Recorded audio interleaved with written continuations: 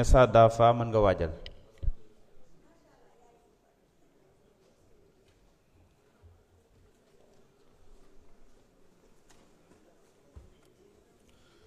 asalaamaaleykum wa rahmatullah. Monsieur le président maa ngi lay nuyu. maa ngi nuyu monsieur le ministre waaye ci sa staff l'illustre doomu daara docteur Ahmadou Makhtar Sylla di nuyu booleem sama collègue député yi. latin yi dañuy wax ne verbe volent scripta manent, wax day naaw rek waaye bind moo sax. li histoire bind, ce que histoire a écrit en chiffres indélébiles, c'est que celui qui avait octroyé aux homosexuels le permis de se la couler douce et qui soutenait leur agenda portait tout simplement le nom de Macky Sall et de son régime. Durant son magistère, aucun homosexuel ne s'est inquiété. Leur passage au poste de police n'était que formalité. Vu ce qui se passe aujourd'hui sur nos tropiques, vous savez qu'il y a rupture. Chers compatriotes, aujourd'hui, nous allons voter une loi qui touche et renforce nos fondements moraux, spirituels et religieux. Parce que nag mbokk yi sunu constitution may na kenn ku nekk ci samba ñoro ndaayam mu am liberté, waaye bu ñu delsee nag ba nekk ci société moom it moo war a ñëwaat régir sunu diggante ba ñu am li nga xamante ne mooy équilibre waaye am li nga xam ne mooy ordre public. may sant nag boolem kuréel yi nga xamante ne réew mi ak ay valeur am ñor na leen, sàmm jikko yi ak boolem ñi nga xamante ne ñoo àndoon ak ñoom ci combat bu noble bi. ak donte nag ñi nga xamante ne mbaax ñuru leen, ñi nga xamante ne Sénégal am valeur ak mu mel ne réew yépp a yam ci ñoom, jéem nañu ci anam bu nekk ci message bi le premier ministre Ousmane Sonko porté ci question bii nga xamante ne question la boo xam juróom benn fukki at am na ko kenn mësu wax lu leer, jéem nañ ko travestir, jéem nañ ko tronquer, waaye les faits sont têtus. may sàcc foofu nag di ñaan, xam ngeen lan moo tax Ousmane Sonko saña porter loi bi te ñi ko jiitu kenn mësu koo ñeme, mooy politique bi muy def yaakaaru ci xaalis buy jóge bitim réew. D'où l'importance d'acheter les cartes de Pastef pour soutenir le parti. lii tax parti bi mën a porter seeni aspiration te du ci am dara lu muy ragal mooy li koy doxal di jóge ci yéen di jóge ci biir réew mi. loolu mooy appel bi ma leen di lancer, te xam ne Pastef mooy kiy génne Sénégal ci l'ornière économique waaye ci l'ornière les antivaleurs. bokk yi bu ñu delloo ci alquranul karim wala ñu dellu sax ci l'évangile dinañ fekk Lévitique, parce que toutes les religions révélées condamnent l'homosexualité. Nous allons citer d'abord l'évangile. Lévitique chapitre 18, verset 22. Tu ne coucheras point avec un homme comme tu couches avec une femme. C'est une abomination.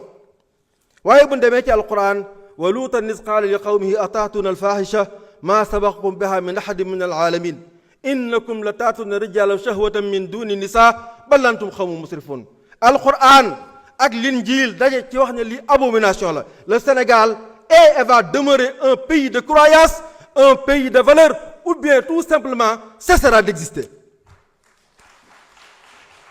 C'est la raison pour laquelle cette loi vient à son heure. di loi boo xamante ne 1965 ba léegi mi ngi fi, waaye di loi bu senga yaayoo, loi boo xamante ne amul benn fermeté, loi boo xamante ne amul benn clarté, ba kuñ jàpp ci ngóor jigéen da ngay jaar ci filet justice ba mën a génn. ñu ñëw tey durcir ko waaye leeral ko ana lan mooy ngóor jigéen.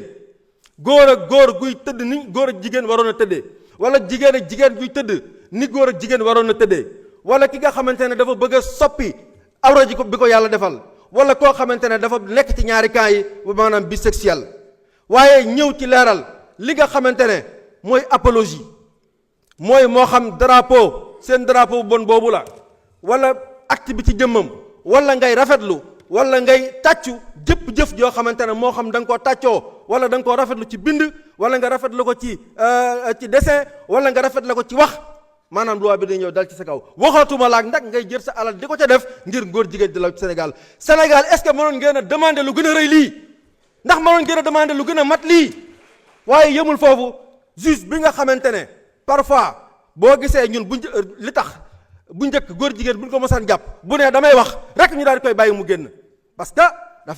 bu nee la xoox nga daw dafa am looy ragal waaye ñii fi nekk wóolu seen bopp ci niñ mel ci ay valeur moo tax góor jigéen ñi bu ñu menacé du leen faale moo waral li bi ñu commencé ak léegi nangami góor jigéen ñoo tëdd ci kaso bi ku ajut doo ragal ku teen mus Ousmane Sonko ajul. jërëjëf waa Pastef ajuñu asalaamaaleykum wa rahmatulah. asalaamaaleykum wa rahmatullah. Monsieur le Président maa ngi lay nuyu di nuyu monsieur le ministre de l'Intérieur di nuyu également les collaborateurs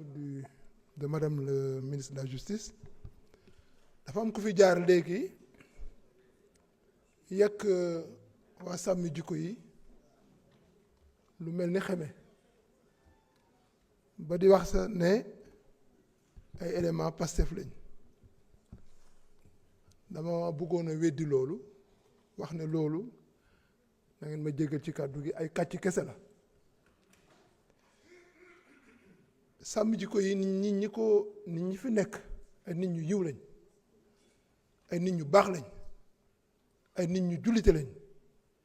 ay nit ñoo xam ne am nañu xalaat ci seen askan ngir lu bon bañ leen a dal dafa wax léegi ne sàmm jikko yi defar jikko yi ko gën mais day fàtte ne defar jikko yi état moo ko yore responsabilité état la gouvernement moo ko def te ñoom liñ fi nekk fukki at ak ñaar yëpp lu ñi nga xam ne dañuy jóg di sàmm jikko yi di jéem a def ñoom dañ koy repousser ñoom defuñu dara pour defar jikko doomu aadama yi au contraire ñi nga xam ne dañoo jóg jël seen alal dugal ci combat bi jël seen temps dugal ko ci combat bi su ñëwee di leen proposer pour que ñu defar jikko yi ñoom dañu bañ te dégg naa te loolu de source très proche du dossier bi nekk en instance au tribunal de Pikine Guédiawaye que scandale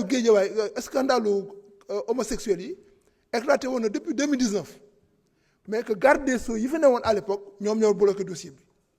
loolu nag day jar monsieur le ministre ñu lijjanti yi yan garde des Sceaux ñëw téye woon dossier yooyu ba léegi nii ba affaire yi mbir yi ak éclaté jamono ji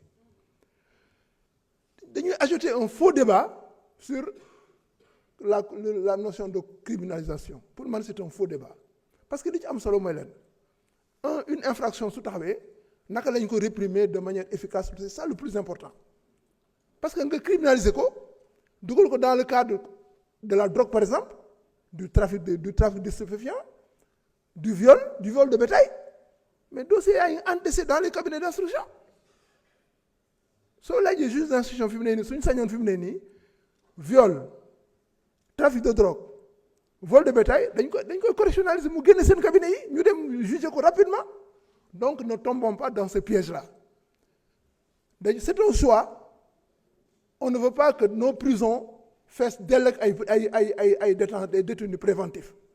bëgguñu suñu cabinet yi fees dell ak ay dossiers des dossiers d'actes de contre nature bëgguñu longueur de procédure yi fees dell bëgguñu aussi suñu kaso yi fees nous voulons que li ñu bëgg mooy ku def njaaxum bu mel nii soo ñëwee ñu attale ci lu gaaw te imaginez nit ñu ñëw jiñ ko ne da nga def acte contre nature maanaam da nga def affaire góor jigéen ñu jël la yóbbu la instruction place la su mandat dépôt téye la ñaari at ñetti at ñeenti at attale na la demal yow dafa dara kooku sa àddina yàqu na ñu nag loolu la ñuy bañ moo tax ñu vraiment jël ñu choisir cette voie de la correctionnalisation vraiment pour mën a àttee affaire bi benn yoon et puis beneen avantage bi mooy que mais dafay protéger la jeunesse dafay protéger nos enfants beneen bi mooy wax monsieur le ministre mooy affaire grâce présidentielle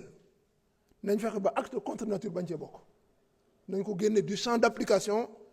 de l'acte de la grâce présidentielle parce que sinon lu attekat yi atte tey suba ñu gracier ko waaw lu attekat yi atte tey suba ñu gracier ko loolu vraiment nañ fexe ba génne ko du champ de la grâce présidentielle beneen bi mooy acte maanaam texte bu njëkk bi acte impudique daf cee bokkoon te texte bees bi de génnee nañ ko ci mais buñ ko fàttee dugal nañ buñ ko fàttee réglementé ci beneen texte parce que sinon dinañ fa am des cas d'impudique des actes des cas d'actes impudiques yoo xam ne il se risque d'être impuni voilà buñ dem rek dans la mouvance du changement de l'acte 319 ba fàttee l'acte impudique voilà li may mujjee mooy tromperie yi. jërëjëf merci.